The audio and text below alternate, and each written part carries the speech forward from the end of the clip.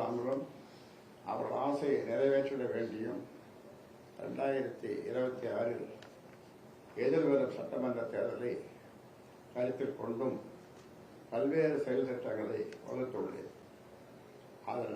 அதனை செயல்படுத்த வேண்டி கட்சி அமைப்பில் சில மாற்றங்களை செய்ய வேண்டும் என கருதி எனது முழு மனதுடன் இந்த அறிவிப்பை நான் இன்று வெளியிடுகிறேன். அதாவது 10/4/2025.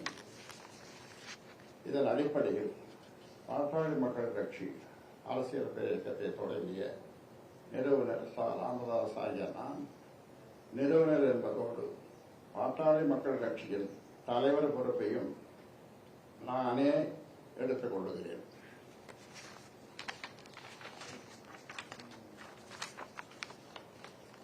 தேர்தலின் வெற்றிக்காக அயராது உழைக்க வேண்டும் என்ற நோக்கில் பாட்டாளி மக்கள் கட்சியின் தலைவராக பொறுப்பு வகித்து வரும் மருத்துவர் அன்புமணி ராமதாஸ் பாட்டாளி மக்கள் கட்சியின் செயல் தலைவராக நியமனம் செய்கிறேன். பாட்டாளி மக்கள் கட்சியின் செயல் தலைவராக நியமனம் செய்கிறேன்.